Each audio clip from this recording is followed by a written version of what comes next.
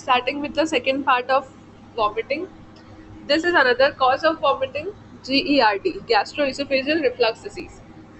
Gastroesophageal reflux is passage of gastric contents into the esophagus with or without regurgitation and vomiting. So in gastroesophageal reflux, there is just the gastric contents are passing into the esophagus. There is passing into the esophagus with or without any regurgitation or vomiting. Gastroesophageal reflux is a normal physiological process that occurs several times a day in healthy infants, children, and adults. When this reflux of the gastric contents cause troublesome symptoms or complications, it is known as the GERD. So, what is happening? The gastric contents regurgitate into the esophagus. This is a physiological process and it happens several times a day in everyone.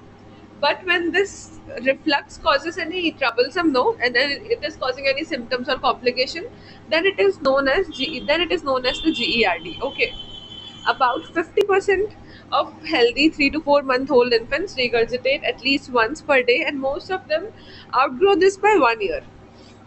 So this will be, uh, children will outgrow, infants will outgrow this by 1 year of age. Children with obesity, repaired esophageal atresia, cystic fibrosis, hiatal hernia, neurological impairment like cerebral palsy, preterm babies, and a family history of GERD are at increased risk of developing GERD. So these all children with obesity, with any esophageal atresia, fibrosis, all these children have increased risk of GERD. Moving ahead. Now, the clinical features. As younger children cannot describe the symptoms, we rely on the perception and reporting by the parents, which may be biased. These symptoms associated with the GERD vary with age and include in infants. What happens is there is regurgitation, there is emesis, there is not gaining weight and feed refusal and irritability and the crying and grimace, anemia and apnea. Sandifer syndrome is an uncommon manifestation characterized by spasmodic torsional dystonia with arching of the back and opistotonic posturing. So we read about uncommon syndrome, I guess. It is Sandifer syndrome. It is an uncommon manifestation in which there is basically a spasmodic torsional dystonia. There is arching of back and opisthotonous posturing. But how this GERD infants would normally present with, they will present with regurgitation, emesis, and children not gaining weight and feed refusal, irritability, and crying and grimace, and anemia or apnea also. But how will young children present with? Young children will present with regurgitation, abdominal pain, anorexia, feeding refusal, and poor weight gain. This all will also be seen in almost similar will be seen in young children also, like regurgitation, abdominal pain, anorexia, refusal to feed, and poor weight gain. But in older children and adolescents, there will be heartburn, there will be epigastric or the retrosternal pain, there will be regurgitation. Hematemesis and dysphagia indicate presence of esophagitis or stricture esophagus. Fine, if there is hematemesis or dysphagia, it indicates the presence of esophagitis. Extraesophageal symptoms like asthma, pneumonia, bronchiectasis, acute life-threatening events, laryngotracheitis, recurrent otitis media have been associated with GERD, but a causal relationship with the reflux is not well established. Evaluation. A detailed history and physical examination are generally sufficient to establish the diagnosis of GERD. So GERD can be established on history and physical examination only. Presence of symptoms like hematemesis, undernutrition, organomegaly, and seizures in a suspected GERD patient requires investigations. So in a GERD patients with these symptoms, hematemesis, there is blood in the vomitus, undernutrition, any organomegaly or seizures, we need to investigate further. Efforts should be made to differentiate the GERD from rumination, eosinophilic esophagitis, and achalasia cardia. So, what will be the DDs of GERD? Rumination, eosinophilic esophagitis, and achalasia cardia, especially in young children.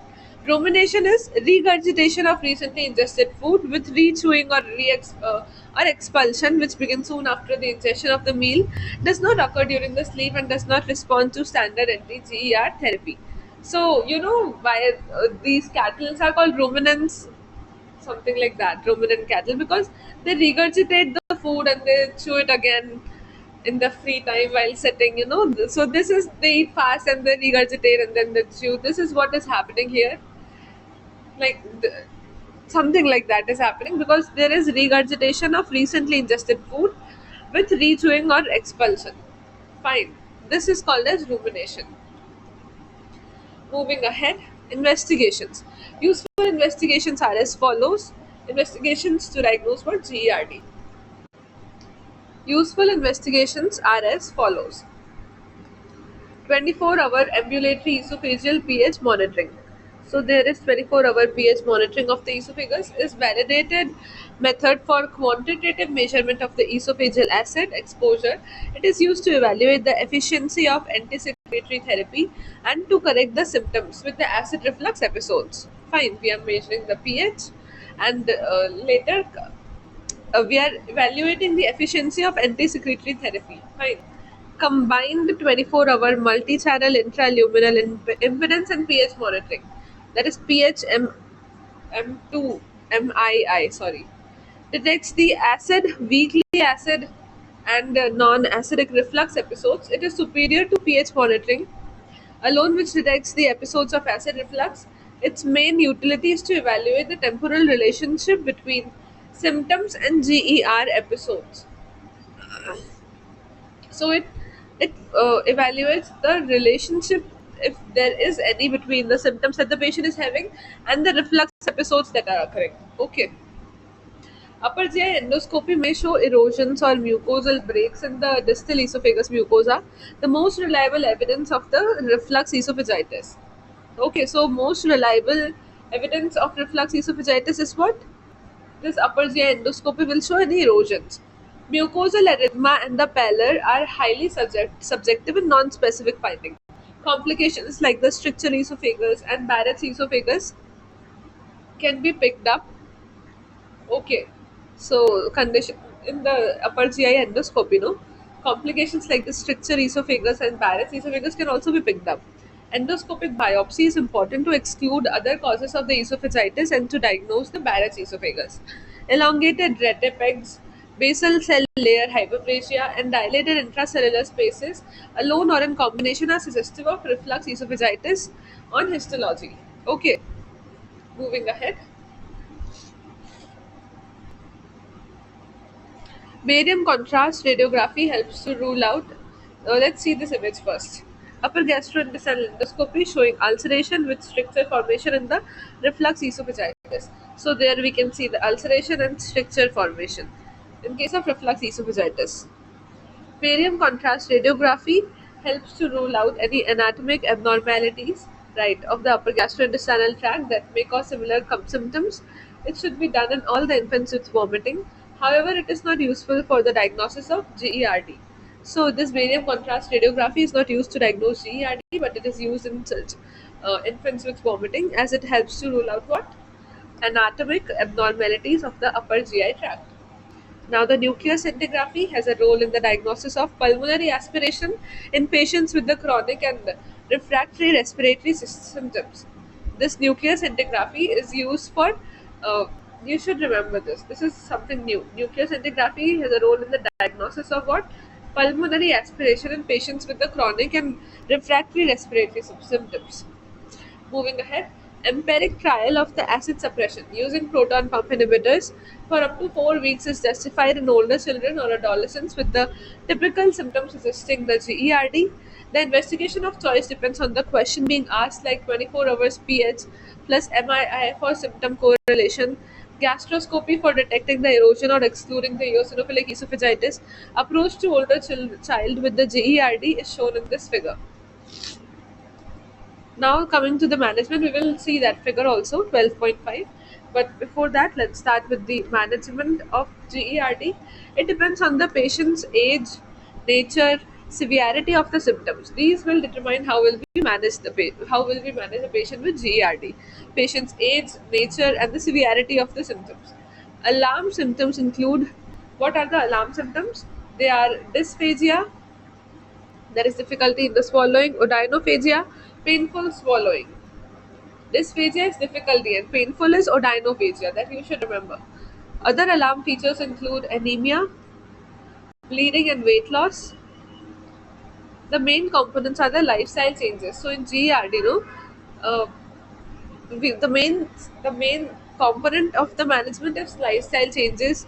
Okay, and then medication and surgery. So in lifestyle changes, what we can suggest is infants should be burped well, and overfeeding should be avoided in infants. Cow milk protein allergy is sometimes a cause of unexplained crying and vomiting in the infants. So there can be a cow milk protein allergy, and this should be avoided if there is excessive crying after having cow milk or there is vomiting in infants. Therefore, formula fed infants may benefit from 2 to 4 weeks trial of an extensively hydrolyzed protein formula. Thickening of the feeds not only increase the caloric content but also reduces the visible regurgitation. So what we have to do is, in lifestyle changes, first we did the burping thing, then we stop this cow milk protein allergy thing, so we stop the cow milk, and then what we are doing is thickening of the feeds. It increases the caloric content also, but also reduces the visible regurgitation. Careful follow up with the charting of the caloric intake and the weight gain is essential. Children and adolescents with the GERD should avoid the caffeine, chocolate, and spicy foods. So this is something important, that children who have this GERD and adolescents should avoid what? Caffeine, chocolate, and spicy foods. Okay. Weight loss if obese and sleeping in the left lateral position with the elevation of head end of the bed, and avoidance of alcohol and cessation of smoking are helpful. So this all we read about was the management first part, lifestyle changes only. Now the second one will be the drug and then the surgical part. So starting with the drug part, in drugs what can be useful is, first we are going to read about the histamine 2 receptor antagonist, H2 receptor antagonist like ranitidine. Its dose is 2 to 4 mg per kg per day, and maximum it can be given up to 10 mg per kg per day. In 2 to 3 divided doses, it decreases the acid secretion by inhibiting the receptors on the gastric parietal cells. They are less effective than the PPI, and tachyphylaxis occurs in the chronic use. So it can cause tachyphylaxis with chronic use. Okay, so we read about the H2 receptor antagonist ranitidine.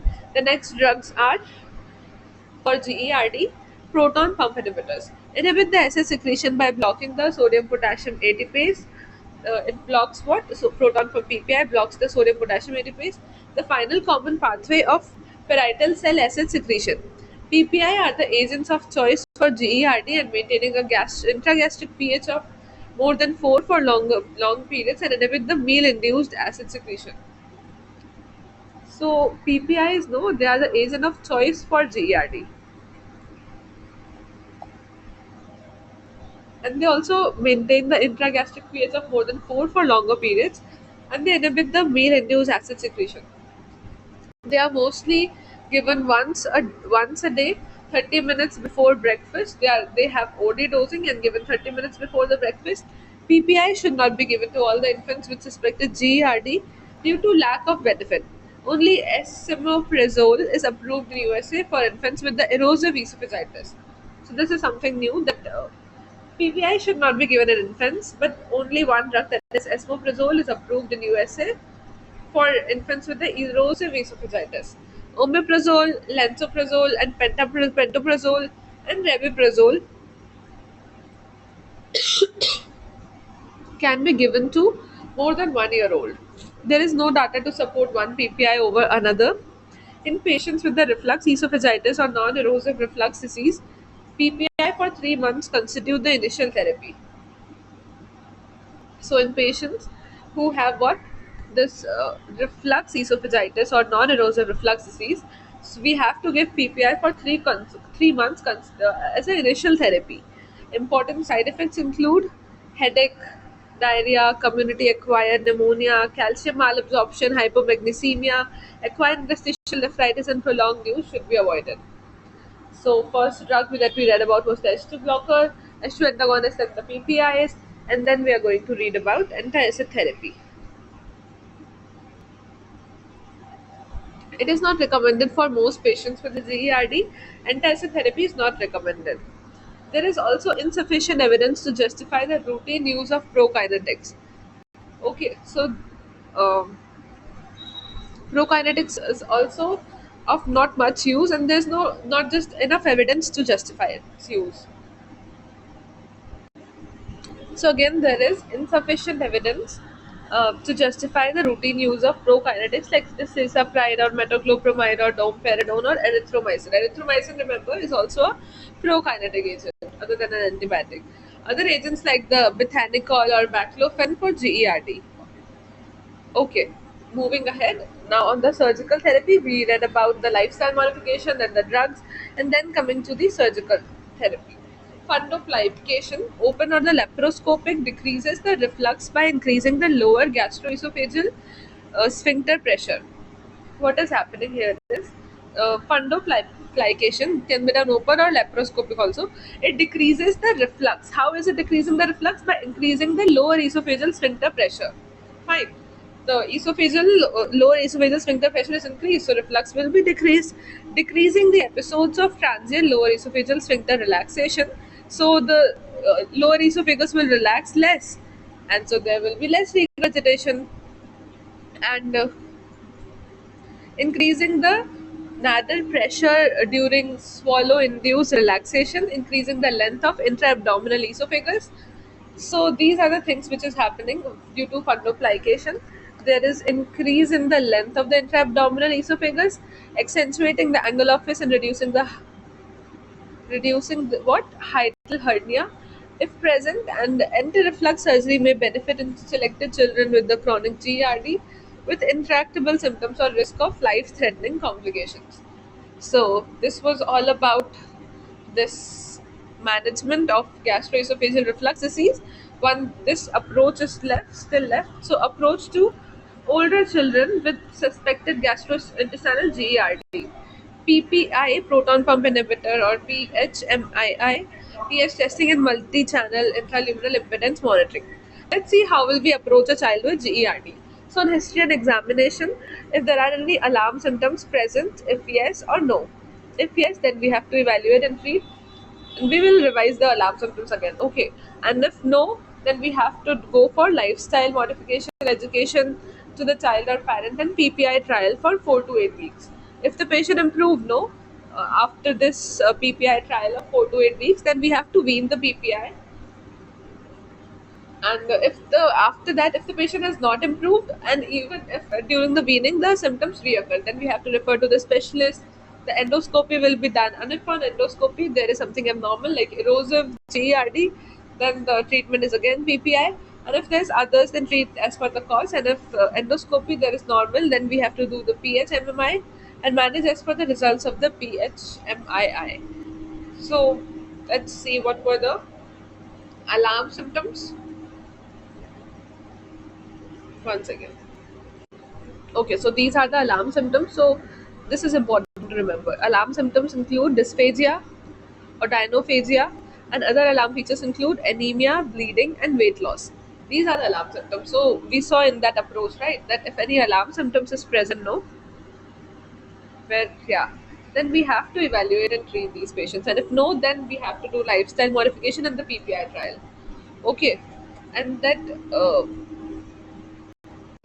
PHMII that we were talking about is this combined 24-hour pH monitoring of multi-channel intraluminal impedance and pH monitoring. Okay, so it detects now basically the weakly acid and the normal non-acidic reflux episodes, and what it does is it tries to, if it sees and it evaluates if there is any relationship between the symptoms and the that gastroesophageal reflux episodes. Okay, so that was done. And the after the endoscopy, if endoscopy was found to be normal, and then we have to manage accordingly. Fine, this was all about GERD, and then the next video we will start from dysphagia. Thank you.